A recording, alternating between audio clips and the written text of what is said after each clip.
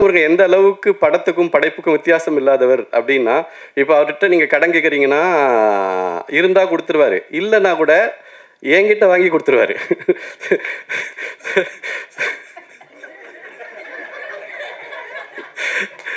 அவருக்கு குடுக்கணும். அவ்வளோ அவ்வளவுதான். ஸோ அந்த அந்த மாதிரி அறிமுகப்படுத்துனாலே பயமா இருக்கு. ஒரு பொறுப்பு துறப்பு, யாருடைய மனசும் புண்படுற மாதிரி பேசுறது நோக்கம் இல்லை. புண்பட்டா கம்பெனி பொறுப்பு இல்லை. மயிலாட் பார்த்துட்டேன். வாழ்த்து ராஜமுருகன், உண்மையாகவே ரொம்ப நல்லா பண்ணியிருக்க. இது என்ன சொல்கிறது, ஒரு சசி சார்கிட்ட படம் பார்த்துட்டு வெளியில் வந்தோடனே சசி சார் நேற்று அவர்கிட்ட சொன்னேன், என்ன சொல்கிறதுன்னு தெரியல, நன்றி சார் அப்படின்னு சொன்னேன். வேறு இந்த மாதிரி படங்களுக்கு நாம் செலுத்த வேண்டியது முதல்ல நன்றி தான் நினைக்கிறேன். ஏன்னா எல்லாமே வர்த்தகமாக இருக்கிற இடத்துல வர்த்தகத்தையும் சேர்த்து நல்ல விஷயங்களையும் தர்றது இன்றைக்கி ரொம்ப பெரிய சேலஞ்சான இடம். அதை சரியாக செய்கிறதும் அதை அது தொடர்ந்து வெற்றி அடைகிறதும் ரொம்ப முக்கியம்.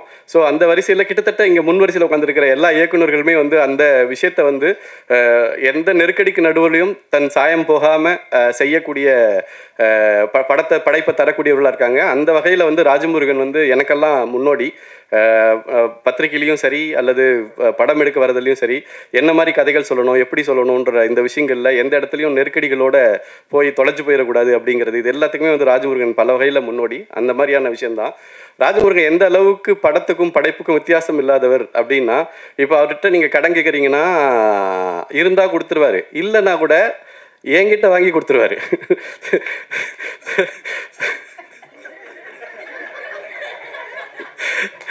அவருக்கு கொடுக்கணும். அவ்வளவுதான். ஸோ அந்த மாதிரி ஒருத்தர் அதை திருப்பி கொடுக்கணும் அப்படின்ற சிந்தனை கூட அவருக்கு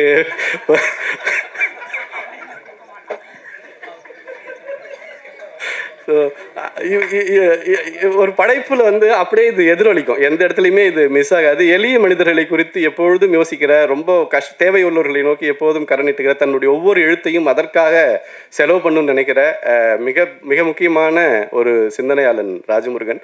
ஸோ அந்த சிந்தனைக்கு துணை நிற்கிறது, அந்த சிந்தனை இவ்வளோ பெரிய பிரம்மாண்டமாக மாறுறதுக்கு இது பண்ணக்கூடிய சசி சாருக்கு நான் ஏன் நன்றின்னு சொல்கிறேன்னா, அது இந்த ஒரு படத்துக்கு மட்டும் இல்லை.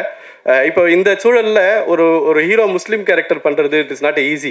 நீங்கள் அப்படி கதாபாத்திரத்தை எழுதுறதுக்கே 100 தடவை யோசிக்க வேண்டிய இடத்துல இருக்கும். ஒரு அயோத்தி அப்படி தான் இன்னைக்கு மனசில் நிற்குது. எந்த காலகட்டத்தில் அந்த படமும் அந்த கேரக்டரும் வருதுன்னு முக்கியம். நந்தன் எந்த காலத்தில் எந்த காலகட்டத்தில் அது வருதுன்னு முக்கியம். அப்படி தான் மயிலாடியும் பார்க்குறேன். இந்த மாதிரி ஒரு எந்த பிம்பத்துக்குள்ளேயும் தன்னை ஒழிச்சிக்காமல் கதைக்கு முழுசாக ஒப்படைச்சு இப்படி வர்றதுன்றது எங்களை மாதிரி டைரக்டர்ஸ்க்கு ரொம்ப என்ன சொல்றது, ஒரு ஆபத் பாண்டவனுடைய இடம் தான் அது. ரொம்ப நன்றி சார். உண்மையாகவே நான் அதை நன்றியாக தான் நான் பதிவு செய்ய விரும்புகிறேன். இப்போ சசி சார் இந்த இடத்துல ஒரு போஸ்டரில் இருக்கிறப்போ இந்த படத்துக்கு போகலாம் அப்படிங்கிற ஒரு இது எல்லாருக்கும் வருது இல்லையா, அந்த பலத்தை இந்த மாதிரி கதைகளுக்கு அவர் கொடுக்குறாரு அப்படிங்கிறது ரொம்ப வரவேற்க வேண்டிய ஒரு விஷயம். தொடர்ந்து அவர் அதை செய்யணும்.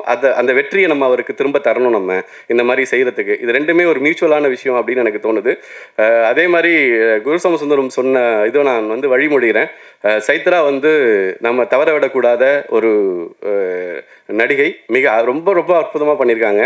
அந்த கேரக்டருக்கும் அவங்கள நேரில் பார்க்குறதுக்கும் சம்மந்தமே இல்லை. அந்த ஊரில் வாழ்கிற ஒரு பொண்ணாவே அவங்க அந்த படத்துக்குள்ளே இருந்திருக்காங்க. வெர்சடைல்னு சொல்லக்கூடியதில் பார்த்தீங்கன்னா இந்த டீமில் 2 பேர் இருக்காங்கன்னு நினைக்கிறேன். ஒன்று குரு சோமசுந்தரன் சார். அவர் இதில் ஒரு கதாபாத்திரம் பண்ணியிருக்காரு. கிட்டத்தட்ட அவர் இதுக்கு முன்னால் பண்ண கதாபாத்திரமும் அதுவும் ஒரே மாதிரி தான் இருக்கும். ஆனால் ஒரு பாடி லாங்குவேஜில் அதை அப்படியே கம்ப்ளீட்டாக மாற்றி வேற ஒன்றா தரக்கூடிய, அதை மறக்கடிக்கிற ஒரு வித்தை தெரிஞ்ச ஆகச்சிறந்த ஒரு நடிகர். ரொம்ப சந்தோஷம். அவர் இந்த இதுக்குள்ளே ஒரு பெரிய பங்களிப்பை கொடுத்துருக்காரு. அடுத்த வெர்சடைல் நம்ம ஷான் ரோல்டன். என்னன்னு எடுத்திங்கன்னா, போன வாரம் பார்த்தீங்கன்னா வித் லவ், இந்த வாரம் பார்த்தீங்கன்னா மயிலாட். ரெண்டு வேற வேற ஜானர். ஆனால் ரெண்டுக்குள்ளேயும் ஷானோட சோல்ஃபுல்னஸ் இருக்கும். ஸோ வித் லவ்லையும் நீங்கள் அந்த படத்துக்கும் அந்த ஜானருக்கும் என்ன தேவையோ அது அப்படியே கம்ப்ளீட்டாக தருவாப்புல. அதே தான் மயிலாட்னுடைய கிளைமேக்ஸில் ஒரு சாங் இருக்குது. அது நான் இந்த கதைகளை எப்படி பார்க்குறேன்னா, இந்த படங்கள் எப்படி பார்க்குறேன்னா, இது ஒரு டீடாக்ஸ் பண்ணுதுன்னு நினைக்கிறேன். இந்த சொசைட்டியில் நம்மளை சுற்றி இருக்கக்கூடிய விஷயங்களில் இப்போ சாப்பிட்ற விஷயங்களில் எல்லாம் தப்பாயிருச்சுன்னா நம்ம டீடாக்ஸ் பண்ணிக்கணும்னு நம்ம நினைக்கிறோம் இல்லையா?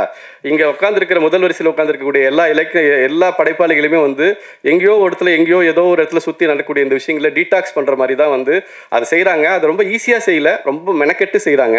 நம்ம எல்லாரும் சேர்ந்து கை கொடுத்தோன்னா வந்து அது இன்னும் கொஞ்சம் அந்த பயணம் எளிதாக இருக்கும் அப்படின்னு நம்புகிறேன். இந்த மாதிரி படங்களை முதலீடு போட்டு இதை கொண்டு வந்து இதை இது பண்ணுறதுக்கும் வந்து பெரிய நன்றியை சொல்லணும். தயாரிப்பாளருக்கும் பெரிய நன்றி.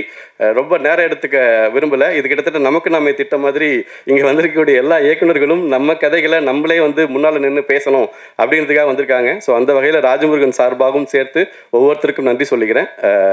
இந்த படம் மிகப்பெரிய வெற்றி அடைய எல்லாருமே துணை நின்று இதை கொண்டு போய் எல்லாருக்கும் சேர்க்கறதுக்கு இருக்குன்னு சொல்லி நான் மனப்பூர்வமாக கேட்டுக்கிறேன். ரொம்ப நன்றி.